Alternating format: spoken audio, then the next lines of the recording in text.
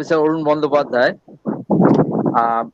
I'm extremely grateful to Indian Association for Asian and Pacific Studies, and I'm also grateful to Professor Sharbani Gupta for a very generous introduction. I must say that I was contacted by our favorite Lipidi, Professor Lipi Ghosh.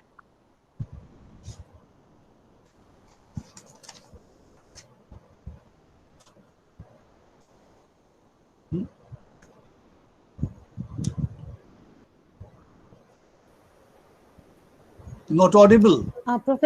Professor Dey, you have muted yourself. Can you hear me now? Yes. Yeah. Sorry for the inconvenience. Professor Lipi Ghosh gave me the freedom to select any topic of my choice.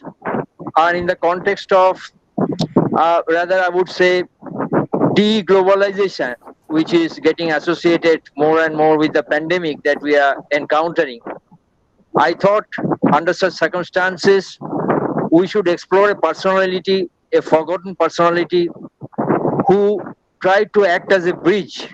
I will wind up by quoting Tagore on Abdul Wadud, that how he acted as a bridge, Shetu. So I thought such a personality would be very relevant in the 2020 context. Actually, Qazi Abdul Wadud was born in 1894. He hailed from Faridpur. He hailed from a middle class family. He did not hail from a very aristocratic, hi-fi family like Rokeya Sakwat Hussain or Soed Amir Ali or many others, or Abdul Latif and others. A very modest, educated and cultured family where he was born. His father was working in the railways. He was trained in the Presidency College, Calcutta University as well. So this background is very important. He was trained in the Presidency College. He was trained in Calcutta University. So he was exposed to intellectual activities from his student life in Kolkata. That is very much important, in undivided Kolkata. But unfortunately, when in 1994, that is when his birth centenary was being celebrated in Kolkata, under the initiative of Aborto Putrika in Kolkata, it was found that most of the intellectuals had been very reluctant to offer any articles or to say something or to share their experiences of interactions with Abdul Wadud on the occasion of his birth anniversary. And within a couple of decades of Abdul Wadud's passing away, most of his books disappeared from the Calcutta book market. Though from the late 1980s, Bangla Academy of Dhaka took the initiative of publishing the collected volumes of Abdul Wadud, and it culminated in the publication of some 6 volumes. In Kolkata, unfortunately, the city of his choice, his adopted city, the city which he celebrated, that city started to forget a personality like Qazi Abdul Wadud, who was even appreciated. His activities have been appreciated by the likes of Shuniti Kumar Chattopadhyay, Nazrul, Rabindranath Tagore, Annoda Shankar Roy, and many others. Sharat Chandra also. So this is, I try to investigate why this happened to Abdul Wadud, who wanted to promote a better understanding between different communities, who was hard hit by the partition of Bengal, by the vivisection of India, but preferred to stay back in Kolkata. He was offered the job. He was asked to head the Bengali department of Dhaka University, which he declined and preferred to stay back in Kolkata. And it was very symbolic. He could not accept the two-nation theory. And the culminating point of this theory, that is the vivisection of South Asia. So he thought that in Kolkata, he would be allowed to carry out his various creative activities, creative engagements without much obstruction, which he once faced in the 1920s Dhaka. He was functioning in Dhaka as a young man who was heading Muslim Sahitya Samaj, who was heading the journal Shikha, lamp, Shikha, very important. But in spite of his experiences in Dhaka, he preferred to stay back in Kolkata. We shall have occasions to come back to that. Why such preference? Of course, Paschim Bongo Bangla Academy's Torun Mukhopadhyay and Sahitya Academy's Jahirul Hasan published Wadud Jiboni from West Bengal in 1995 and 1997 respectively. Otherwise, we have shown a cold and mysterious detachment towards Wadud, who was highly praised by the likes I have just mentioned. Why this was the plight of Wadud, who was a prominent intellectual of undivided Bengal. Actually, if you think who were the most prominent Bengali Muslims in 20th century undivided Bengal, one would be unarguably Nazrul Islam, and the second one, who followed closely Nazrul, would be arguably Abdul Wadud. Nazrul Islam was remembered, but I think mostly because of his creative contributions in the form of songs and poems. Qazi Abdul Wadud was not a poet of that stature. He was creative. He wrote stories, novels. He was very creative. His Bengali was very strong because he was trained in Sanskrit as well. He's a very much eclectic personality. He studied economics. He studied Bengali literature. He studied Sanskrit. So, in his writings, we shall have occasions to discuss some, that you will find his analytical bent of mind, very critical, analytical bent of mind. And you will also notice a precision of expression, largely caused by his exposure to economics and also modern Bengali literature.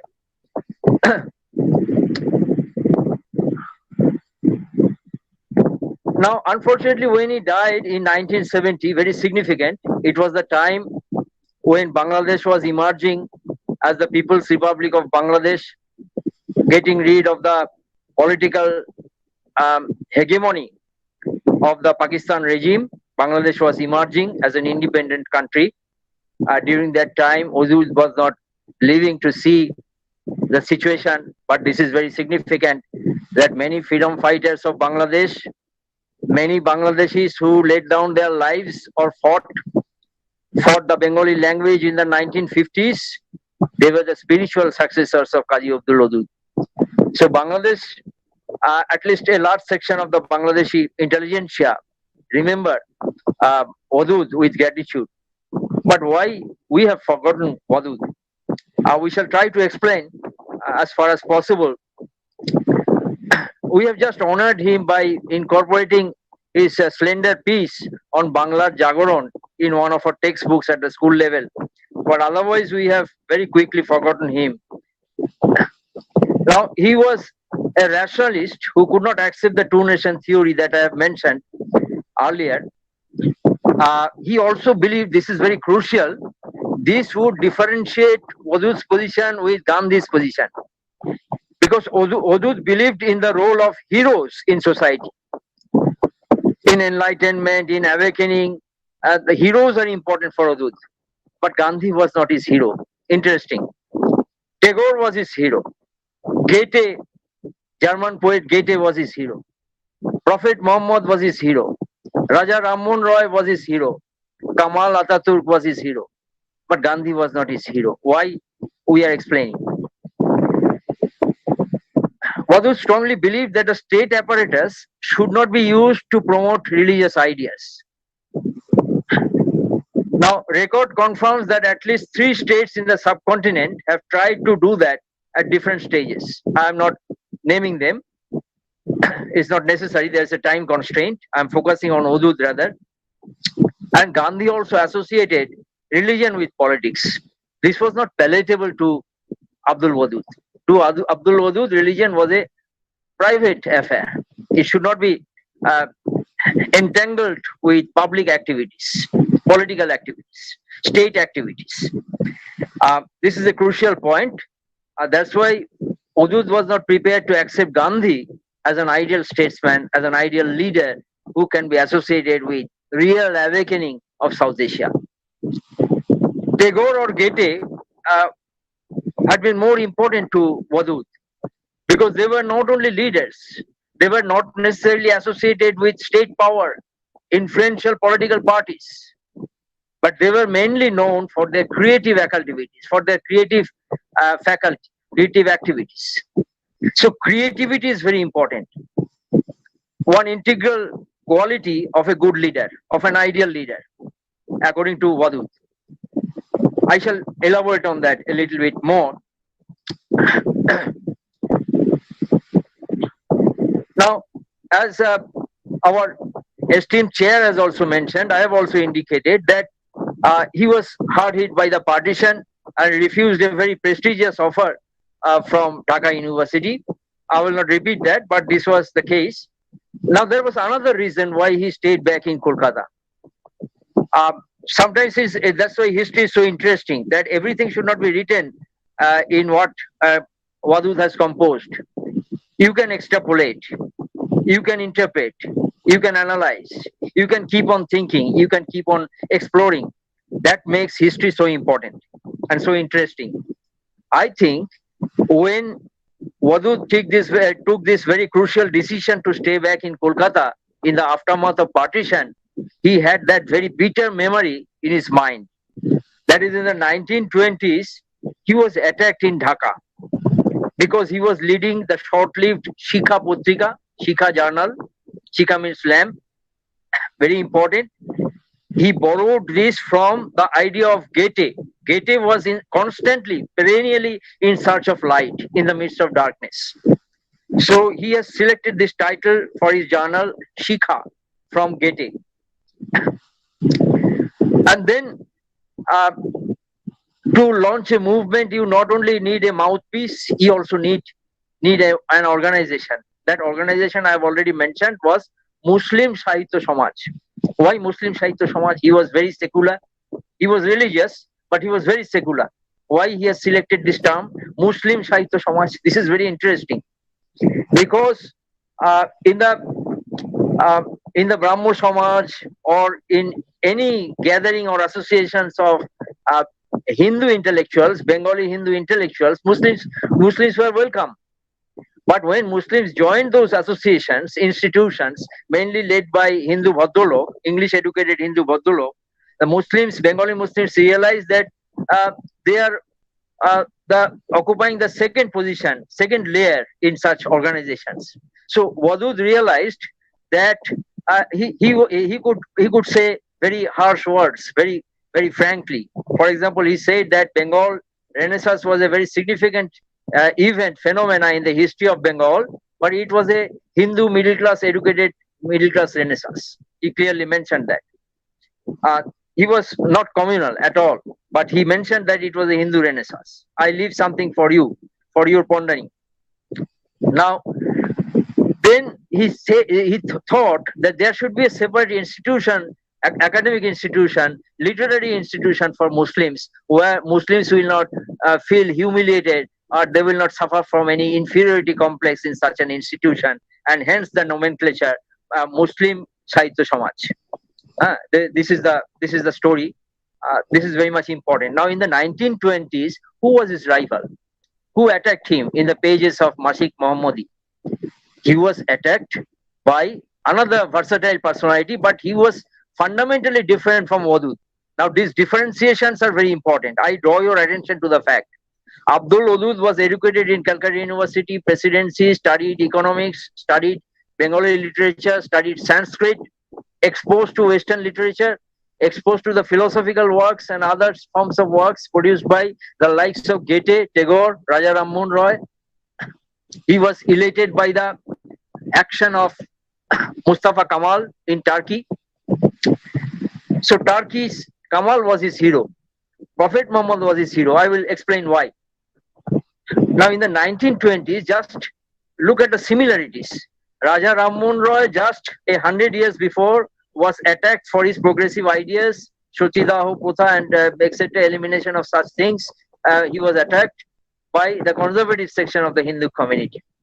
Now, just 100 years later, of such acts in which Raja Rammohun Roy was involved, you see Qazi Abdul Wadud, who was also considered as a Rammohun Ponthi, he was being attacked by Akram Khan. Akram Khan in his own right was very versatile.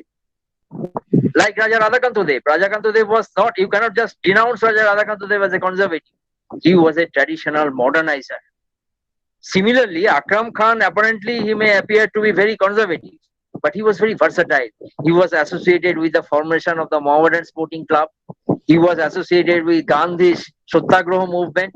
He was associated with Gandhi-led Khilafat movement. But later on, there was a shift in the attitude of Akram Khan, who had a long life, lived almost for 100 years. He was gravitating towards the Muslim League. But still, you will find flashes of modernity in some of Akram Khan's ideas and activities. He was the first, he was a pioneer so far as students' movement in India is concerned. In the Calcutta Madrasa, he was speaking in favor of the Bengali language as a medium of instruction. He was jailed for that. And when this debate was going on in the 1920s, which is a defining decade in the history of Bengal, 1920s, this debate was resolved in the pages of Mashik Mohammadi, edited by Akram Khan, that not Urdu but Bengali is the mother tongue of the Bengali Muslims. This was resolved in the pages of Mashik Mohammadi, edited by Akram Khan. But that same Akram Khan vehemently attacked Abdul Wadud. Not only attacked, but even denounced Abdul Wadud's Shikha movement, as he called this group as Shikha Sampradaya. I draw your attention to the term Sampradaya. As if Abdul Wadud was creating a Sampradaya, Shikha Sampradaya, which should be and can be differentiated from the Muslim community. So he, in a very systematic manner, tried to intellectually isolate Qazi Abdul Wadud in the 1920s in the city of Dhaka, which is being glorified by the establishment of University of Dhaka, the first vice chancellor of which was Ramesh Chandra Majumdar, who was also helped by the managing committee of the Dhaka University. I don't have the opportunity to delve deep into that, but these developments are interconnected. That you have the Presidency College in Kolkata 100 years back, almost 100 years later, you have Dhaka University in Eastern Bengal. It was supposed to cause a sort of awakening among the Bengali Muslim intelligentsia. Being elated, Abdul Wadud was launching a journal, Shikha Journal, and also carrying out the activities of Muslim Sahitya Samaj, where Rabindranath presided, Nazrul Islam presided, Sharat Chandra presided. So look at the character of the Muslim Sahitya Samaj.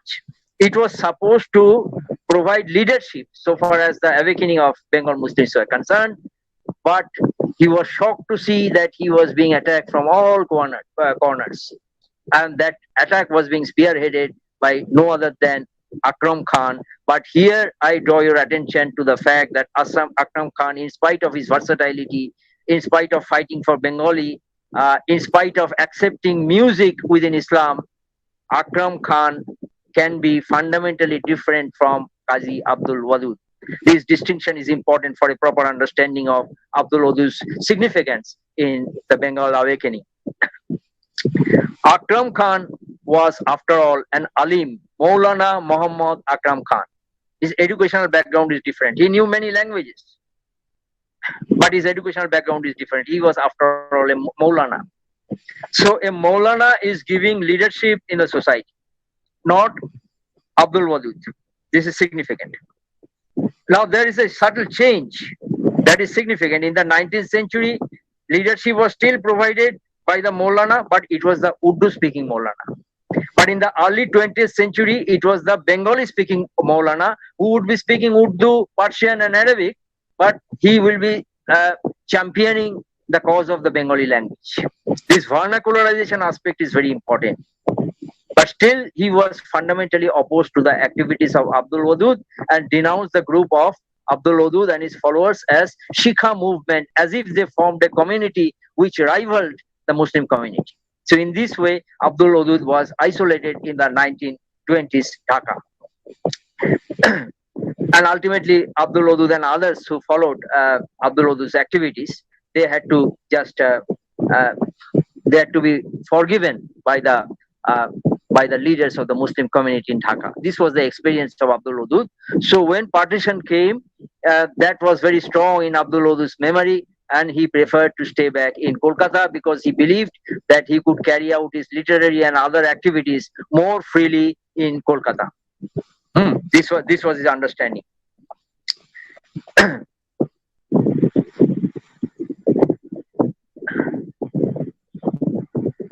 Now, Abdul Wadud, what was Abdul? We have seen Akram Khan's attitude towards Abdul Wadud. Now, it will be helpful to see what was the perception of Abdul Wadud of Akram Khan. Now, Akram Khan was criticized by Abdul Wadud. He had a powerful pen, like Akram Khan. Abdul Wadud had a powerful pen. Now, look, I will just mention one line how Akram Khan was criticized by Abdul Wadud. That Akram Khan spent his energy and exuberant vitality and his time to explore and establish Sahih Hadith, that is authentic Hadith. Akram Khan did not spend his energy, exuberant vitality to establish scientific ideas.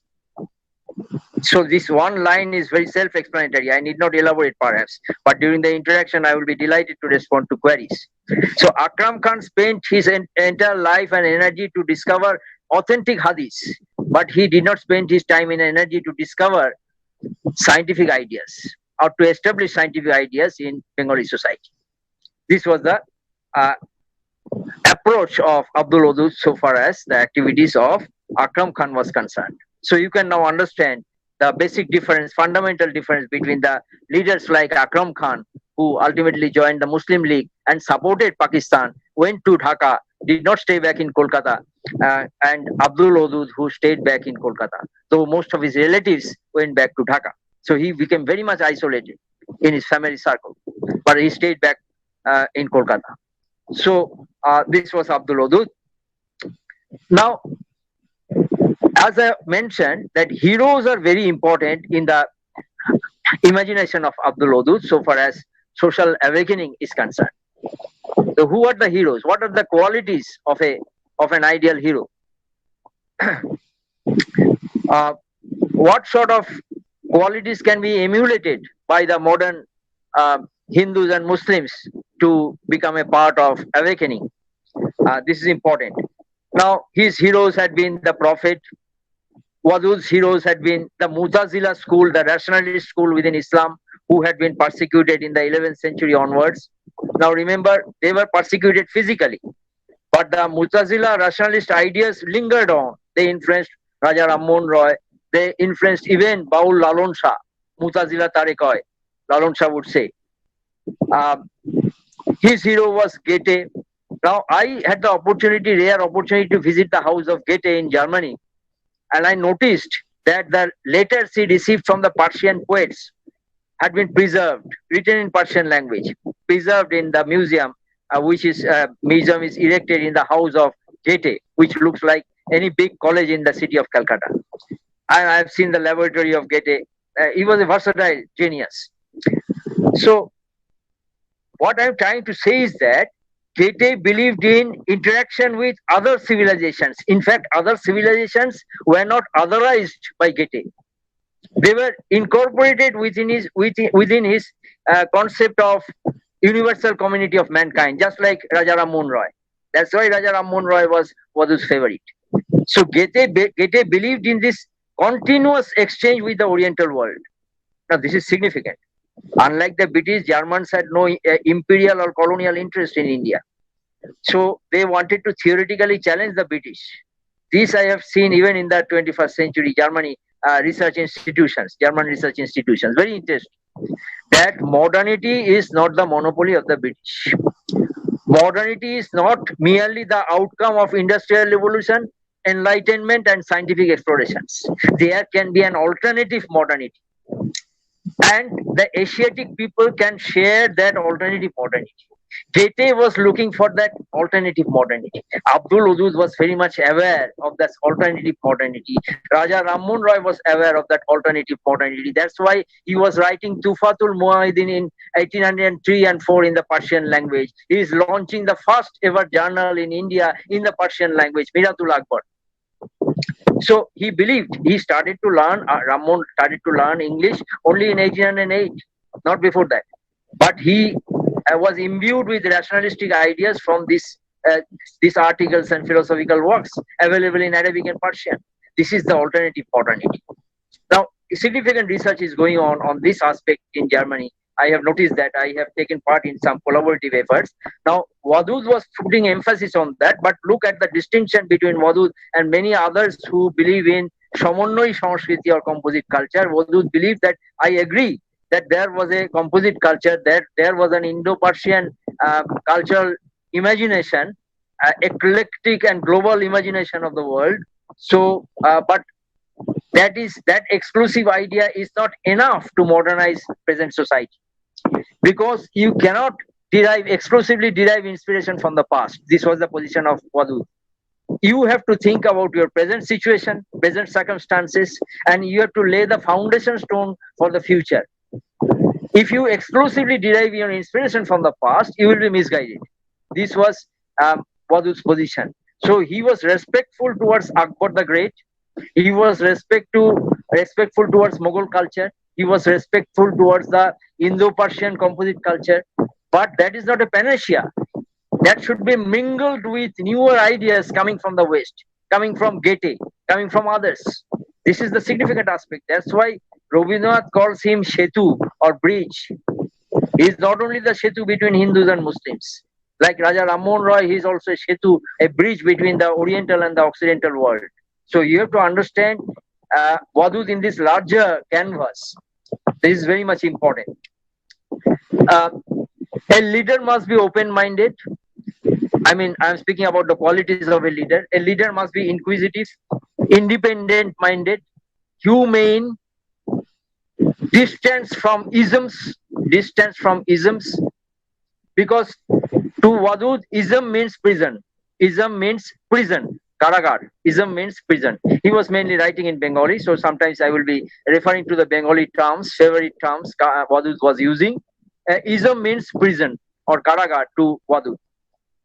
So, an ideal leader should not be associated with major political parties or influential vested interest groups like Tatas and Birlas and their association with Gandhi.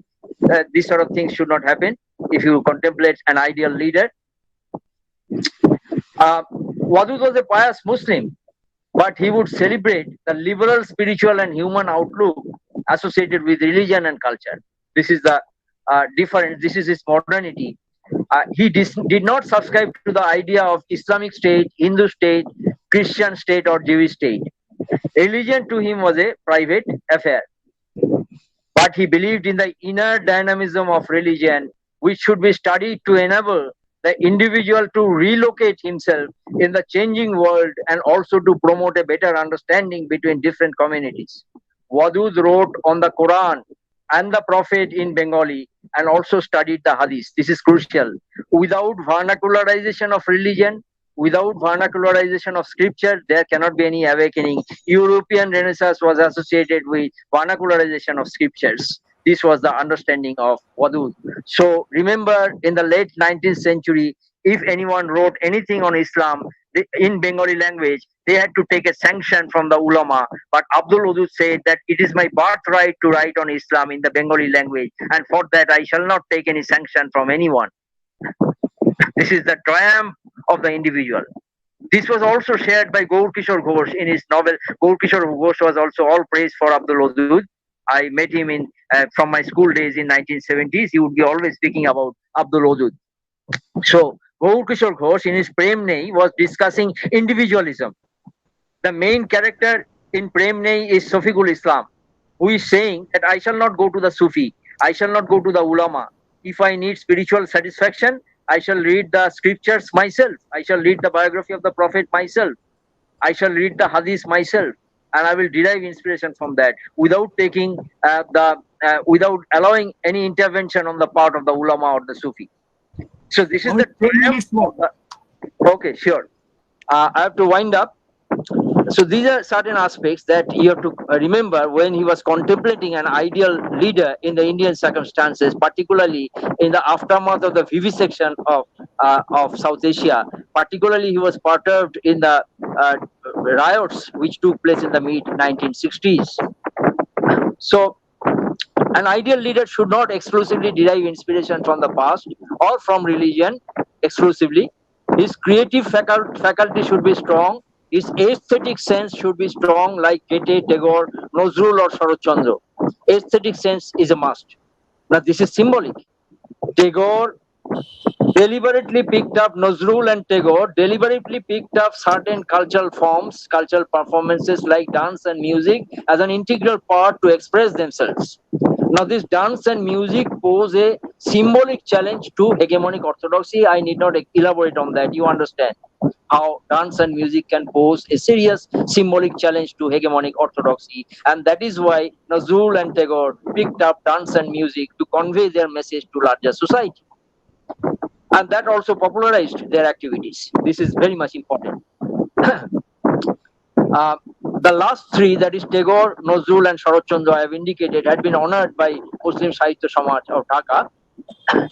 Now, communism, ism, I am again coming back to ism, communism, dogmatism, and dry spiritualism represent the prison. Karagarke প্রতিনিধিত্ব করে, represent the prison according to Abdul Wadud. This is important. So, Muzaffar Ahmad was his flatmate for quite some time in Kolkata, but he was not influenced. They had a good relationship, but he was not influenced by the ideas of Muzaffar Ahmad, communistic ideas of Muzaffar Ahmad. He did not like authoritarian states. Abdul Wadud. That is very much important. Religion should be studied, he thought. He did not denounce religion. He was misunderstood by many Muslims. He was misunderstood by Hindus also, because the Hindus thought that he was just another representative of Muslim society. And many Muslims thought that he was just making derogatory remarks on Islam. That was not the case. That was absolutely not the case. So he said that religion should be studied and understood, but in the context of present circumstances and to lay down the foundation of the future. Obsession with the past does not help mankind. This was his position. Now, I am winding out within a few minutes. He is putting emphasis on the Prophet. I would argue that this is not an isolated event. This focus on the Prophet is not very original so far as Wadud's approach to the Prophet is concerned. In India, this has been ignored largely by our historians. But I again just draw your attention to this fact that there was a Sirat movement in India in the early 20th centuries, and youthful days of Wadud was spent in that context. If you read the book, I am not elaborating, I don't have the time, Wilfred Cantwell Smith, Modern Islam in India, you will find that there was a Sirat movement in early 20th century India. There have been more biographies on the Prophet between the two world wars in India than in any other period in India. Very significant. In Punjabi, in Bengali, in other languages, Sindhi languages, Urdu languages, and so on. Biographies of the Prophet. So this Sirat movement is important. And even in the late 19th century, Soyed Ahmed Khan was writing on the Prophet. Shibli Nomani was writing on the Prophet in Urdu. So there was a quest for the historical Prophet, quest for the rational Prophet. This is very important for identity formation of a community. This is often ignored by historians. But you will understand the various nuances of identity formation within the Muslim community if you only understand the Muslim sentiments emanated from their association with the Prophet. This is very much important, and that is taking place in the form of printed literature on the Prophet in vernacular languages as well as in English. Sayyid Ahmed Khan was writing in English as well, essays in the life of the Prophet. Very much important. So you have to understand the writings of Wadud on the Prophet in this larger context of the Sirat movement, that is the Prophet alive movement, or reorientation towards the Prophet, biographies of the Prophet. That is, go back to the Prophet. We are going back to the path of the Prophet, reliving the path of the Prophet. And now, very closely associated with this approach is the notion of ijtihad. Ijtihad means the right of the individual to interpret scriptures. Wadud was speaking in favor of ijtihad. Now there's an equation. On the one side you have ijtihad, the right of the individual to interpret scriptures. On the other side you have dogmatism, that is taqleed, that is the uncritical acceptance of the verdict of the imams. Uncritical acceptance of the verdict of the imams. Taqleed on one side, and the opposite term, antithesis, is ijtihad, right of the individual to interpret scriptures. That also molded the madrasa education in India since the Mughal period. That also molded the madrasa education in Ottoman Turkey and Safavid Iran from the medieval period. So in a larger canvas, you have to understand why rationalism is taking a back seat and dogmatism is taking a front seat. This was the holistic approach of Wadud. He is having a larger canvas in mind when he was explaining the problem that in Indian curriculum, there was a period from the time of the Mughals when ijtihad or ulum-e-aqliya, rational knowledge, took the upper hand, and ulum-e-naqliya, that is transmitted knowledge, dogmatic knowledge, repetitive knowledge, took the back seat. But something happened from 18th century onwards, that ulum-e-aqliya, that is rational knowledge, ijtihad, again took the back seat. And transmitted knowledge or repetitive knowledge came to the forefront. So this is the problem. Under such circumstances, it is very challenging to launch a reawakening program or a renaissance program according to Wadud. Only a significant leader can usher in such a program by removing such hurdles within a particular society. So this was the Wadud appreciated Indo-Persian culture. We have mentioned that. Now, Wadud, I'm winding up. I'm just drawing your attention to one piece, very interesting piece. You may ask that it seems that Wadud is very much concerned about urban Bengal, just like the constraints shared by many Hindu Bhadraloks in the 19th century, who became a part of a renaissance, which was a Calcutta-centric renaissance. So was Wadud very much Calcutta-centric? Was Wadud very much urban-centric? What did he ignore the countryside? Not at all. I'm just drawing your attention to the title of his piece, Pandit Sahib. He could have said Pandit Moshai, but he's saying Pandit Sahib. Look at his eclectic attitude, Indo-Persian attitude. Pandit is a Sanskritic word, Sahib is a Persian word, Pandit Sahib. So he is thinking about collaborative efforts like Khitimohan Sen under the leadership of Rabindranath Tagore. He was thinking about Hindu-Muslim Yukta Sadhana. So here the Pandit Moshai is trying to spread education in the countryside, and what sort of obstacles he had to face in the countryside. So education is another vehicle towards modernization. Without education, there cannot be any modernization or emancipation of the intellect movement. Buddhir Mukti Andoloner সঙ্গে তিনি যুক্ত ছিলেন. Buddhir Mukti Andolon means we can translate emancipation of the intellect movement. So Shikha movement was spearheading the Buddhir Mukti Andolon, or translating into practice Buddhir Mukti Andolon, emancipation of the intellect movement. I have just very briefly highlighted some aspects of the movement or some ideas regarding leadership, regarding reawakening, regarding the emancipation of the individual, emancipation of the intellect by citing Wadud and remembering Wadud. Now I wind up by just by quoting Tagore, how Tagore viewed Abdul Wadud. This is very touching. So I cannot resist the temptation of excluding this from the ambit of my discourse.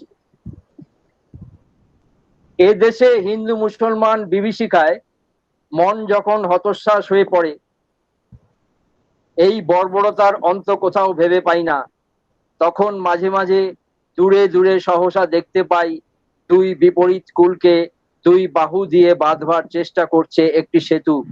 Abdul ওদুদ সাহেবের চিত্তবৃত্তির ঔদার্য, সেই সঙ্গে মিলনের একটি প্রশস্ত পথরূপে যখন আমার কাছে প্রতিভাত হয়েছিল, তখন আশান্বিত মনে আমি তাকে নমস্কার করেছি।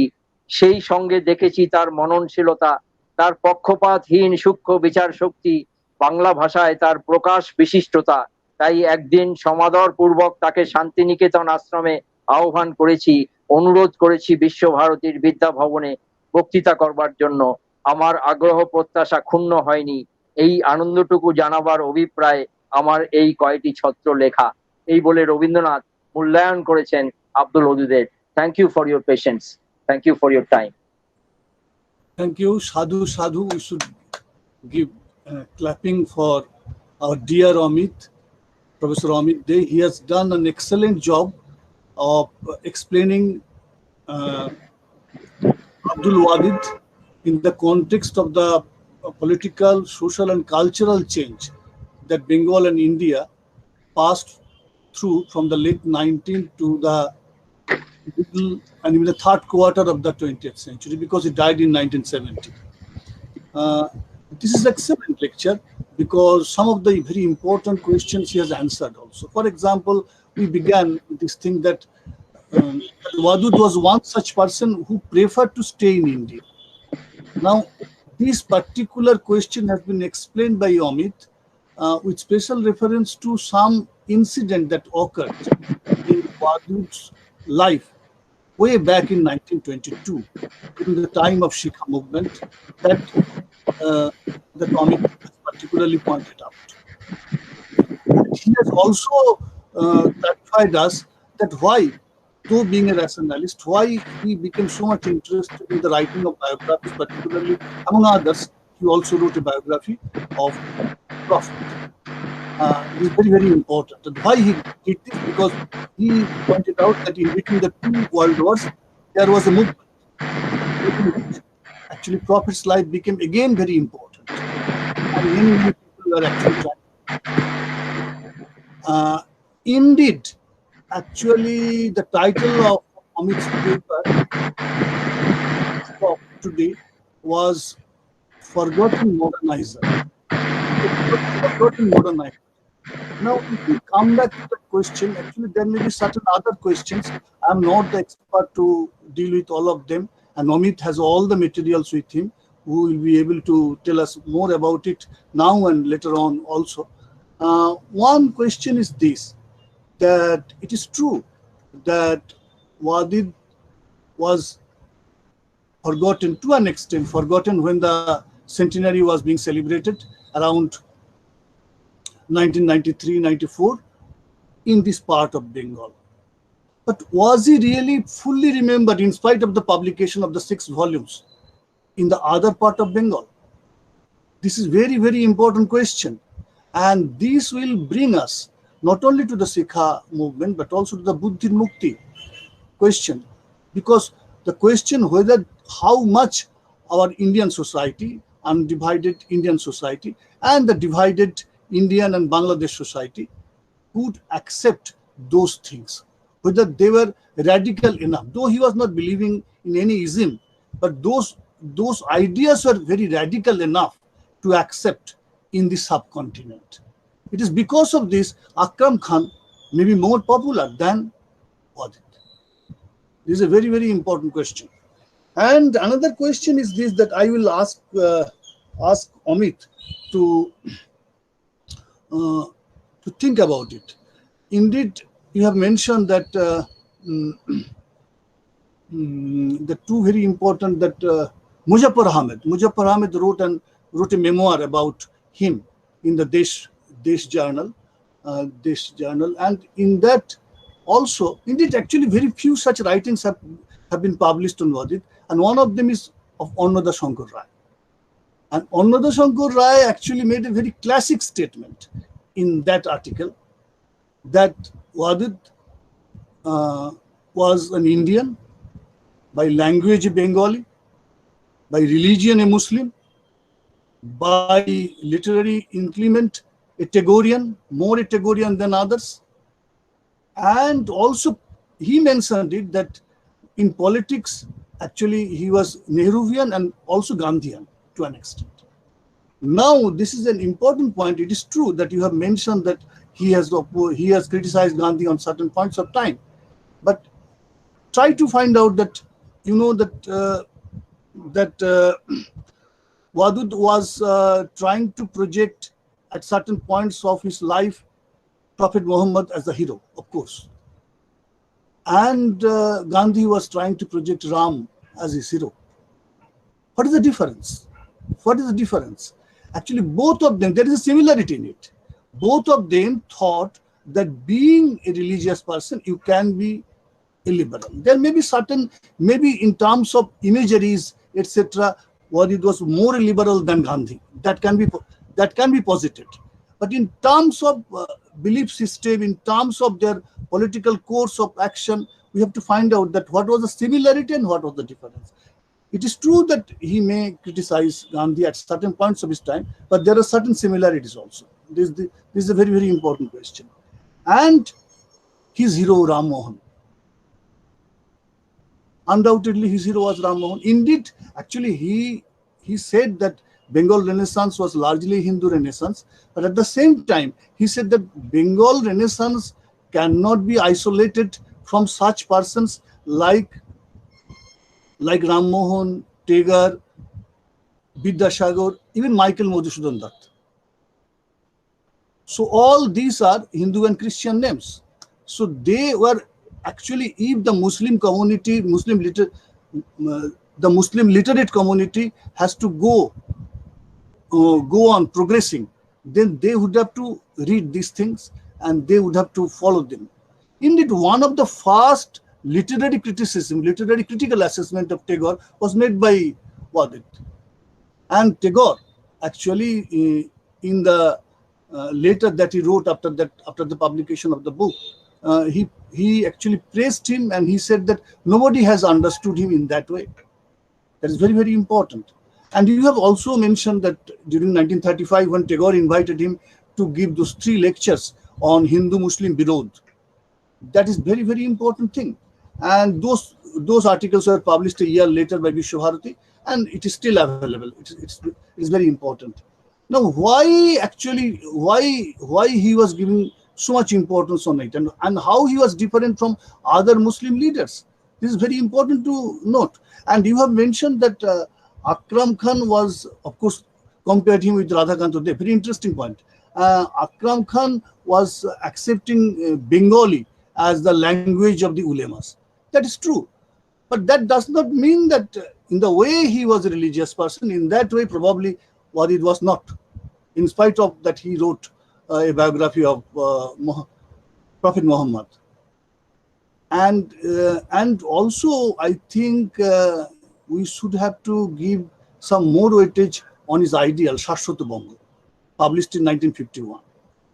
Because that was he knew by 1951 that Bengal has been partitioned, and probably it will never be rejoined. He did not know that East Pakistan will become independent Bangladesh, because most probably he died before the freedom of Bangladesh.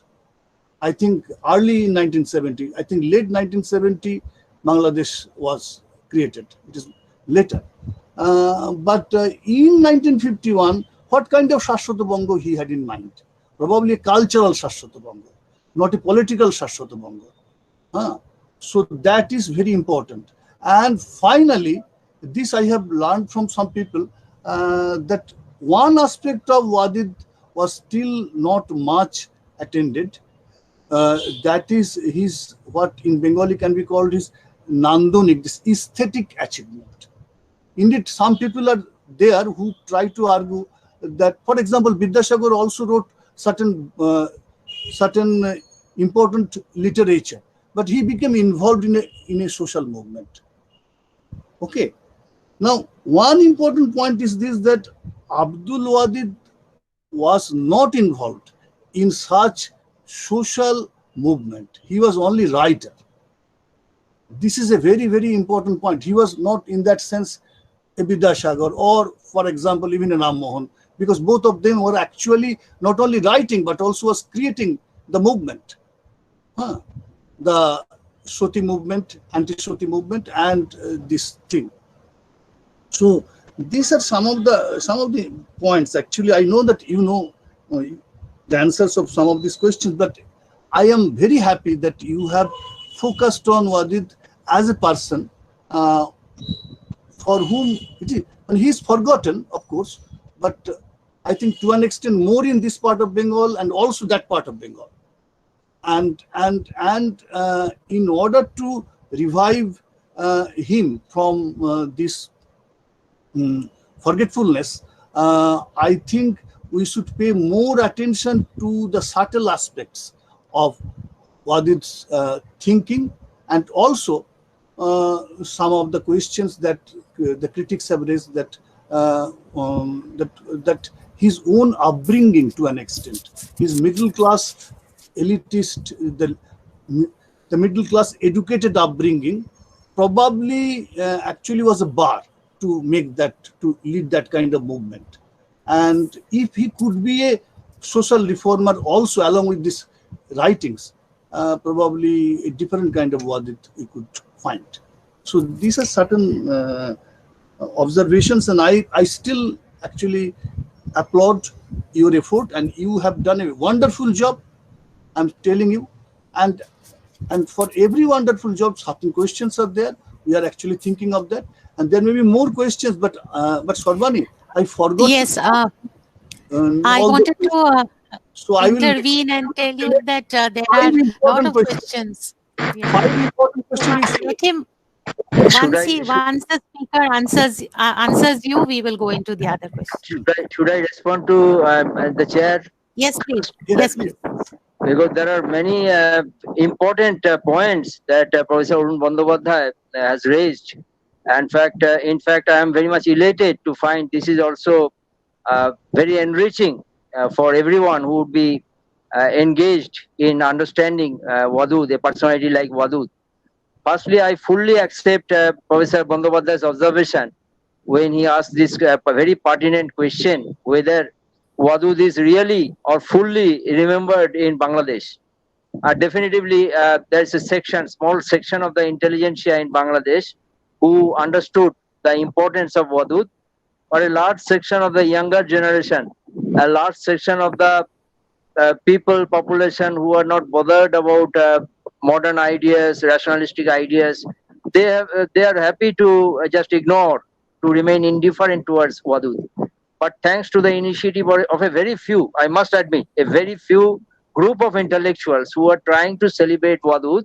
But this is one very important point you have raised. This is linked to a bigger problem which Bangladesh is facing. So thank you, Urunda, for raising this.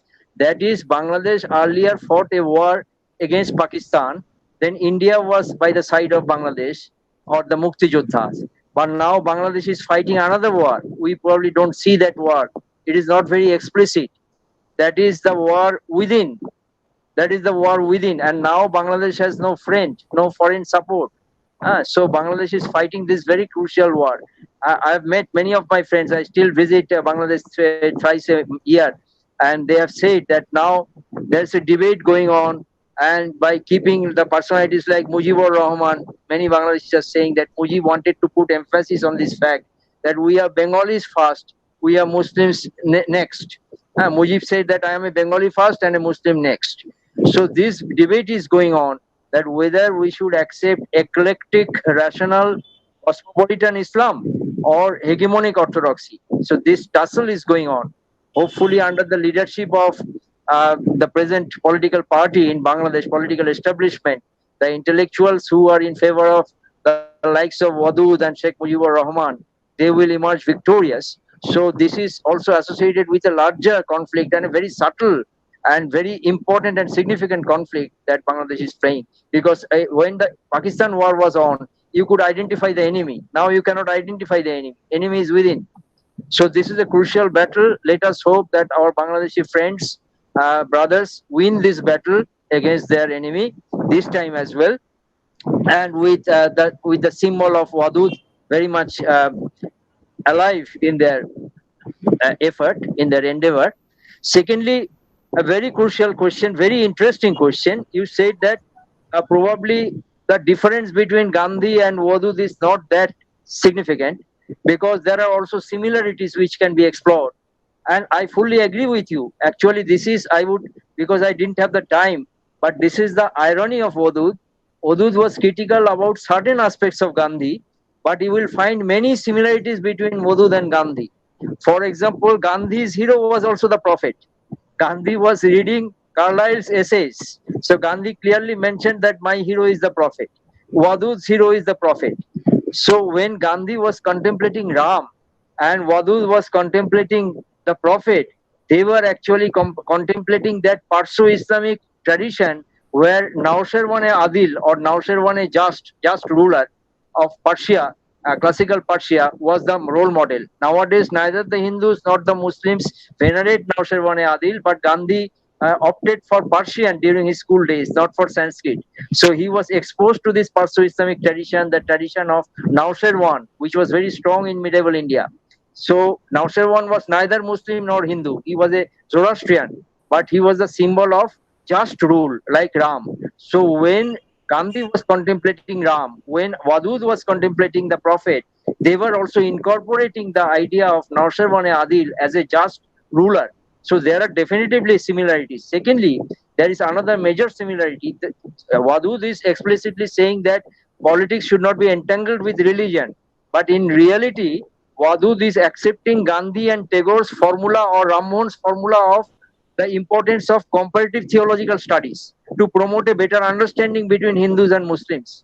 So here Gandhi, the demarcating line between Gandhi and Wadud is blurred, significantly blurred by such proclivities. I very much appreciate your observation regarding such similarities, which I could not discuss. This is the irony that though explicitly on certain aspects, Gandhi was criticized by Wadud, but they also shared many things in common, sometimes unknowingly perhaps. Now, I fully agree. Your third point, that is Shashwato Bongo case. There, Wadud comes nearer to Tagore. Tagore was also very much concerned. He was responding very critically about the vivisection of Bengal under Lord Curzon. But Tagore, unlike Gandhi, had a very civilizational approach to politics. So here, by showing his proclivity to use culture as a medium, as a vehicle to fight divisiveness, Wadud is definitively moving nearer to Tagore or Raja Rammohn Roy in terms of sharing this civilizational dimension to solve certain social problems. That is very much important. Aesthetic achievements, very important. So again and again, Wadud is mentioning about the significance of aesthetic achievements, aesthetic breakthroughs in societies, but Wadud is not rated very highly as someone who significantly contributed in the aesthetic world, unlike Rabindranath, Sharat Chandra or Nazrul. His strength lied in writing critical essays. যেমন একদম critical লোকদের ভাষায় যেটাকে বলা যায় মনস্বিতার জন্য তিনি বিখ্যাত, মননশীলতার জন্য তিনি বিখ্যাত. He was famous for his critical, erudite and eclectic and analytical mind rather than a literary flair. So this is the distinction. That's why he was not that remembered, unlike Tagore or Sharat Chandra or Nazrul, because his writings could not probably create that ripple in the literary world or in the aesthetic world as such, unlike the case of Nazrul, Rabindranath, and others. And you are absolutely right that he was so critical about regarding the fifth point. He was so critical about authoritarian states and the dictators and the isms that actually he could not transcend that constraint to become another social reformer like Raja Rammohn Roy or Vidyasagar. He was discussing such problems only in the literary form, only in the form of essays, without directly taking part in the social reform movement, unlike Raja Rammohn Roy or Vidyasagar. Definitively, that was a shortcoming of Qazi Abdul Wadud. He was not an activist, neither politically nor socially. That was his constraint. So he was a theoretician in that sense, or a very aesthetic person. So thank you very much, Orunda, for such enlightening queries. I am prepared to take some other queries now. Yes, please, if there is any other query. You can, there are many queries apparently, so you can pick up some special ones for me. I think that would be helpful. 5-6 questions you take up. Yeah. Okay. Can you hear me? Yeah, I can hear you. Yeah. Okay. So one question came from Nandini Bhattacharya. Sorry, I missed the earlier question. What she's saying is, was Abdul Wadud's relation with the Urdu-speaking Muslim leadership of Bengal not only Maulana Azad but Shamsul Huda and the like? What was the relationship? Okay. Any other question? I will take together. It will be easier. Yeah. There is another question by Ritu Parna. Did the concept of Greater Bengal of Wadud contradict the idea of pan-Indianism? Any other? I had asked a question: was the isolation of Udud in Muslim society because he gave importance to vernacular, or was he too liberal in his beliefs? Could you Raju, please repeat this one? Could you please uh, repeat this one? you said that he was isolated in the Muslim society. Was that because he gave importance to vernacular instead of Persian, or because he was too liberal in his beliefs? Okay. And another question by Ochintoda. Wadud called 19th century Renaissance as Hindu Renaissance. Did Gandhiji prefix the word Muslim with any such phenomenon? Did Gandhi? Did Gandhiji prefix the word Muslim with any such phenomenon, Okay. like a Renaissance? Then I see that. Rajot also has asked a question: is there any conflict regarding the building of Muslim identity politics uh, due to a clash between Akram Khan and Abdul Wadud? Was there any conflict? And Shumbit also Just a minute. conflict regarding the building of the Muslim identity because of this conflict between the two of them. Was there any problems of the Muslim emerging Muslim identity because of this conflict? Okay. And one more question is, what was Abdul Wadud's reception towards Gandhi when the latter, along with the Ali brothers, launched the Khilafat movement? Okay. So there are, I think, enough questions. Yes. Now, you have to understand that, yes, Abdul Wadud had an all India perspective. He was not very much appreciated in the Urdu speaking world because he decided to express his literary talent only in the Bengali language. He was I'm not saying that he was hostile towards the Urdu speaking world, but he preferred to write and express himself in the Bengali language. He was trained, adequately trained to do that, because I have mentioned already that he learned Sanskrit, he learned Bengali, he was well versed in English, and he was trained in Kolkata, Calcutta University. So he wanted to do something which will be relevant for the local population here. But he had no hostility with the Urdu speaking world, but not very collaborative friendship with the Urdu speaking world. But it's a very good question you have raised. But unlike Wadud, here you will notice another personality in Bengal who was collaborating with the Urdu speaking world regarding the spread of such rational and eclectic ideas. I could not discuss him. He was no doubt Maulana Abul Kalam Azad. Because I have mentioned Shibli. Shibli was writing the biography of the Prophet in Urdu. I am not sure whether Abdul Wadud read the biography of the Prophet in Urdu by Shibli, but I am sure that Gandhi has read the biography of the Prophet in Urdu written by Shibli, because Gandhi learned Urdu for 3 years. That I know, this connectivity. But Shibli was connected to Bengal in a very interesting way. Shibli was once the guru of Maulana Abul Kalam Azad. I am not elaborating. Even Soyed Ahmed Khan had a very close relationship with Maulana Azad once upon a time when Maulana Azad was very young. But Wadud did not get the time to interact with the Urdu speaking world that much, because unlike Wadud, unlike Maulana Azad, Urdu was not his mother tongue. He mainly cultivated the Bengali language, and you will understand that during his lifespan, he produced no less than 25 books and numerous articles. So that probably created a gap, though he was not hostile, definitely not hostile towards the Urdu speaking world, but he more concentrated more on the emergence of a Bengali Muslim awakening. He was concerned about a Bengali Muslim awakening. He thought that his field of activity is Bengal, just like Raja Rammohun Roy thought that his field of activity is the Hindu society. He did not get time to spill over to the Muslim society or to other societies. So similarly, Abdul Wadud thought that during his lifetime he can concentrate on the identity formation process of the Bengali Muslims within Bengal, within the geocultural region of Bengal. He did not get much time to interact with the Urdu speaking world. But Abu Sayyid Ayub was all praise for Abdul Wadud. Abu Sayyid Ayub, you know, the husband of Gauri Ayub, and he learned Bengali and Urdu was his mother tongue, but he learned Bengali very well, so much so that he could produce fantastic articles in the Bengali language. So in this way, in an indirect way, he was related to the Urdu-speaking world, not directly like the case of Abul Kalam Azad. Secondly, it is a very good, interesting question. Definitively, he was thinking about Greater Bengal, whether that conflicted with the concept of pan-Indianness.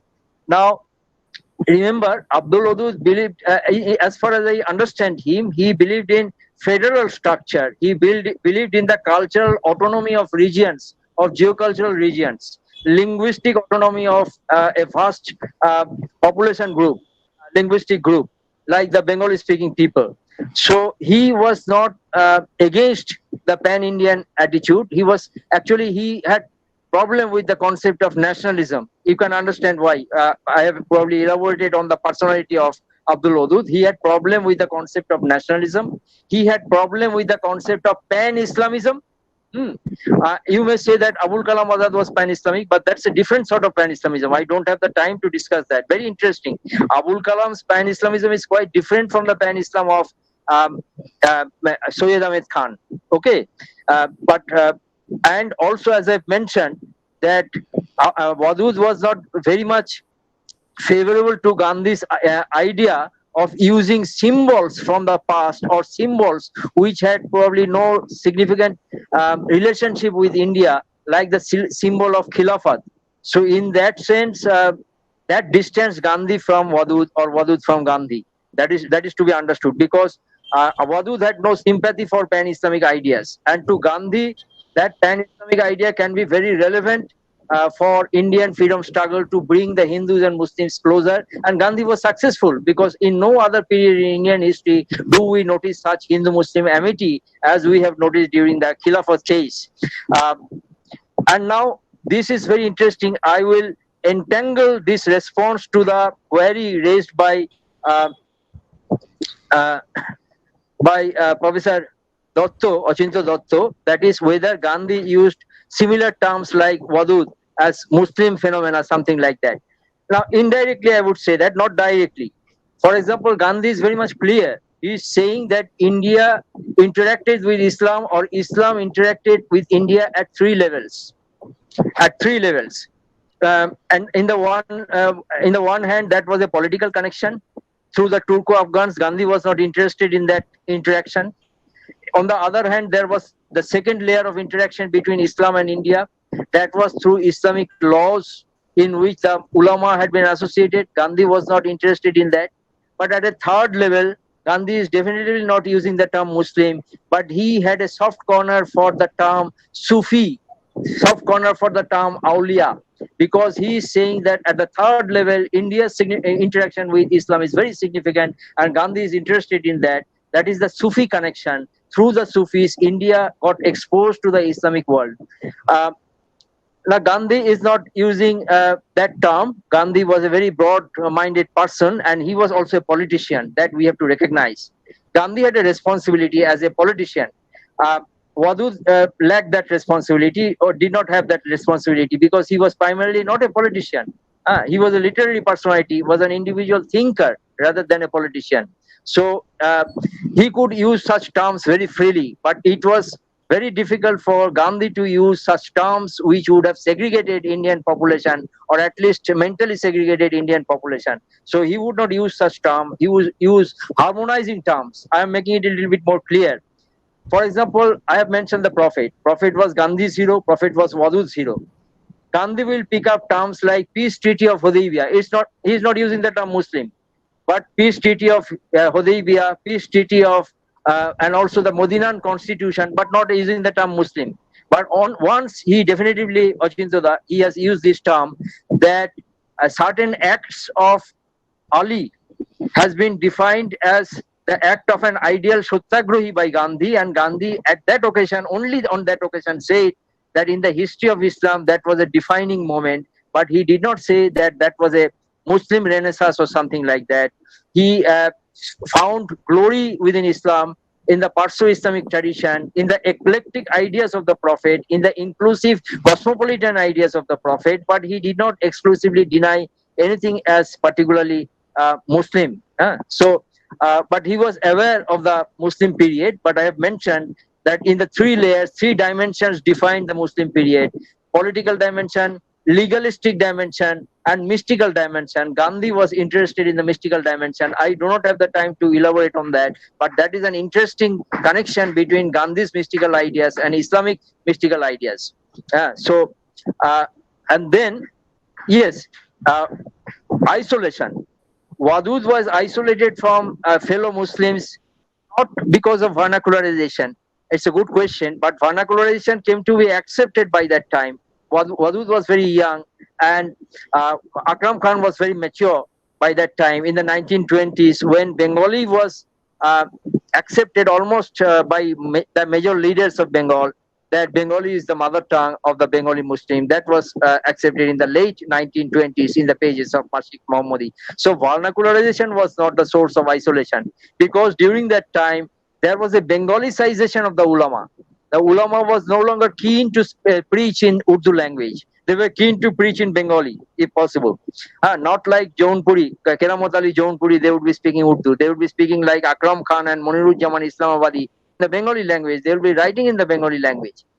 So not vernacularization, but definitively his very secular and liberal ideas contributed much to isolate him from fellow Muslims. He was misunderstood for his liberal ideas. He was far advanced than many of his contemporaries. I can say that. Conflict regarding Muslim identity. Yes, there was definitely a conflict between the in the identity formation process of the Bengal Muslims. There was definitely a conflict between the image of the likes of Abdul Wadud and the image of Akram Khan. Akram Khan was far more palatable and acceptable to the Bengal Muslims. Now, you cannot discuss this role of Akram Khan as resonated in the pages of Mashik Mohammadi and various other biographical works of Akram Khan, like the biography of the Prophet Mustafa Charit by Akram Khan. But this is to be entangled with another phenomena that was very crucial in early 20th century Bengal.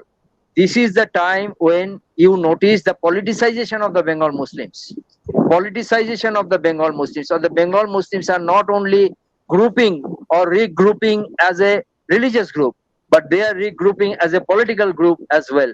Politicization of the Bengal Muslims, emergence and activities of the Muslim League, emergence of this increasing linkages between Bengal as a province and all India politics of the Muslim League. So Bengal became entangled with this sort of phenomena. So in that context, there was this conflict was rising, and then you see that the majority of the Bengalis did not understand Wadud. We have explained why, and they understood what Akram Khan was writing for them. Akram Khan was writing in a very, he was a prolific writer, a journalist, and writing in a very lucid manner for the population. And various issues had been discussed by Akram Khan. Akram Khan was more acceptable because, like Radhakanta Dev, he had the religious sanction. He was a Maulavi, just like Raja Radhakanta Dev, who was the leader of the Hindu conservative community. So Akram Khan was the leader of the Muslim conservative community. He was highly rated as an erudite alim or Muslim theologian. So he had more acceptability. So that's why you have to understand that there was few takers of Wadud's ideas. Only a few group of people who surrounded Abdul Wadud in the Shikha group or Muslim Sahitya Samaj. They tried to share his ideas, but it could not spill over to the larger section of the population. And you can understand there is another factor. To interact with the people in the countryside, you need organization. That's why I raised that particular question. I put this question before myself, whether he was more urban than the rural, because majority of the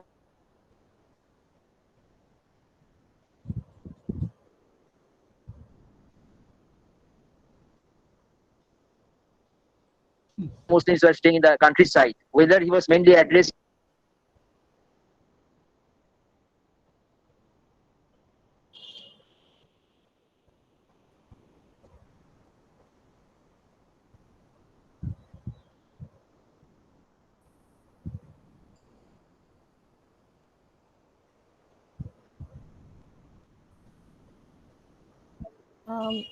Professor Dey, you have, oh, he's got, Call him, and I think that maybe electric was yeah. out.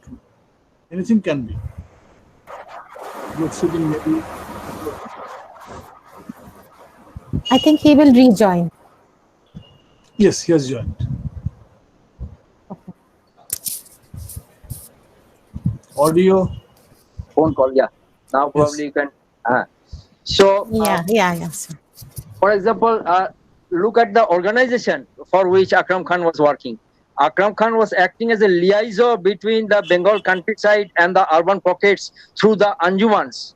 But Abdul Wadud could not create such an institution which would act as a liaison between the Bengal countryside and the city life or the urban pockets. So that was a deficiency of the likes of Abdul Wadud.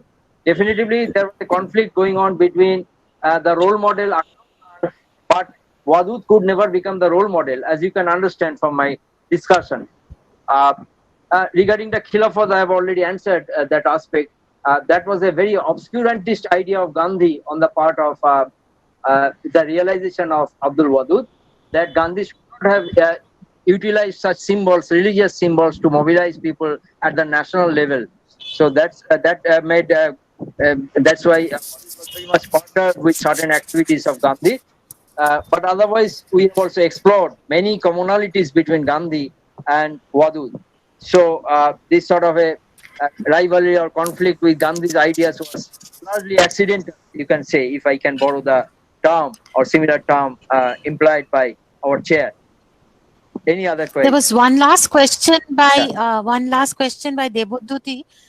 He said that apart from two famous works, Samajo Sahitya and Shashwat Bongo, what were the important books of Abdul Wadud? Yeah, he wrote many important books, very interesting. For example, he wrote a monumental work on Tagore, Rabindranath Tagore, 2 volumes. He wrote a monumental work on Goethe, as I've mentioned, again in 2 volumes. He wrote, because by that time he became very weak and old, his work on Prophet Muhammad, biography on Prophet Muhammad, was not that monumental, but it was a significant contribution. It was a new perception, very secular, intellectual, rational perspective that is resonated in the page of that biographical work on Prophet Muhammad. And then, this is very interesting, he also vernacularized, translated parts of Quran. So he was misunderstood. That's why, thank you that you asked this question. I would consider that these are some of the very significant works of Wadud. And of course, I mentioned that he was trying to convey his message to the common people, even to the rural people, through his works like, through his compositions like Pandit Sahib and so on. For example, why is he translating the Quran? We understand that many people were writing the biographies of the Prophet. This is significant. So biographies of the Prophet, when it is written, it can differ from person to person. There is no problem. But you cannot change the Quran. But you can write the tafsir, that is the commentary on the Quran. So he thought, this is in his understanding very significant, I would say, just like the case of Raja Rammohn Roy, just like the case of Devendranath Thakur, just like the case of Keshav Chandra, and his experimentation with various theologians from different religious affiliations, Hinduism, Christianity and stuff. He also believed that religion should be discussed in the vernacular language.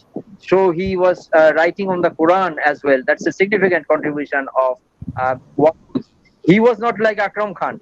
So from a very secular, rationalistic dimension, he was writing, or also literary personality, he was writing on the Quran.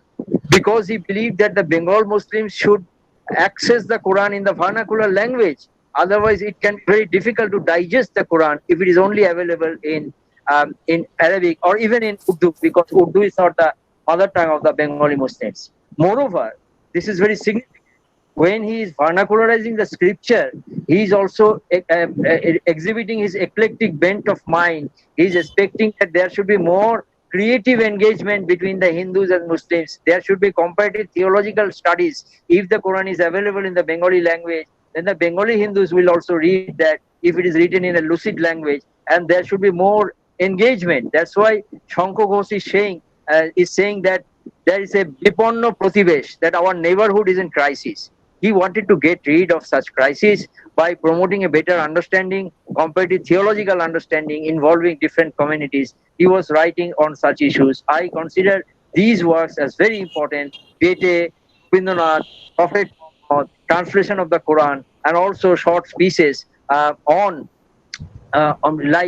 when he's trying to educate the masses, that is Pandit Saheb, and also Banglar Jagaron. I have earlier mentioned that that was incorporated in our textbook. Here it is very important. I did not get the time. He has his perception of Vivekananda as well. He had no problem. I would say he did not use the term Vivekananda as his leader, just like the case he shared with when he discussed Rammohn Roy, Rabindranath, or Goethe, or the Prophet Muhammad. But I think he also considered Vivekananda as his hero. I don't have the time to elaborate, but he's giving offering instances from Vivekananda's life when humanity, call for humanity, triumphed over Vivekananda's understanding of religion. That aspect got focused in Abdul Wadud's writing on Vivekananda in Banglar Jagaron. We only read a piece of that, but I just invite you to read the entire Banglar Jagaron. You will understand his perception, his eclectic bent of mind, how he tried to act as a bridge, if I may borrow the term of Tagore, between different communities. Thank you. You asked this question.